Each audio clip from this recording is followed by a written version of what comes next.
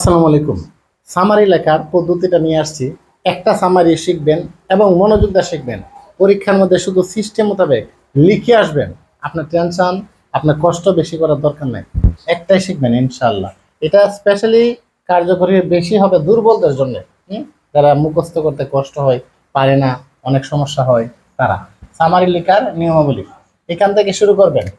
এই যে this is the পেসিস which has been discuss.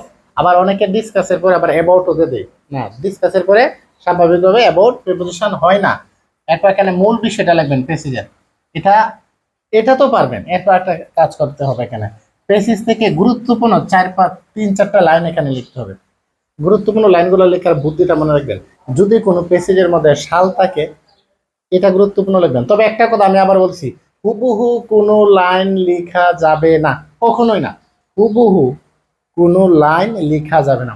গুরুত্বপূর্ণ সাল, যখন দুইটা সাল একসাথে করে আপনার মধ্যে এন্ড দিয়ে কনজাংশন ব্যবহার করে কিন্তু আপনি লিখতে পারেন। মেসেজের মধ্যে গুরুত্বপূর্ণ কোনো ঘটনা অথবা ব্যক্তিবাচক হলে ব্যক্তির জন্ম, শিক্ষা, তারপর আপনার তার কেরিয়ার, এই মূল বিষয়গুলো কিন্তু আপনার পেসিস থেকে লিখতে পারেন। তবে আবারও বলছি, হুবহু কোনো লাইন লেখা যাবে না।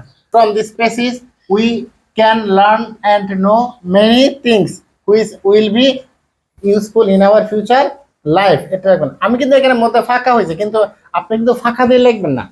পেসিজে এখানে সামারির মধ্যে কোনো প্যারা থাকবে না, সামারির মধ্যে কোনো উদাহরণ থাকবে না।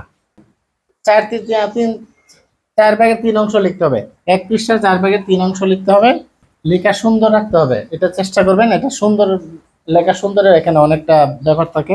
আর কোনো বানান ভুল করে যাবেন না। আপনি লিখবেনই একটা গুরুত্বপূর্ণ অংশ এবং ছোট, এখানে বানান ভুল যে জিনিসটা আসলে যায় না।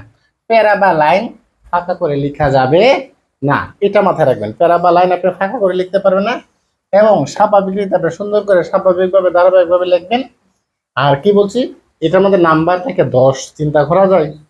ছোট্ট একটা জিনিস আপনি যদি মোটামুটি ভাবে একটু সাজিয়ে গুছিয়ে লিখতে পারেন, তাহলে এই যে ফরম্যাটটা দিয়ে দিলাম, এটা ইউজ করে আপনি লিখবেন।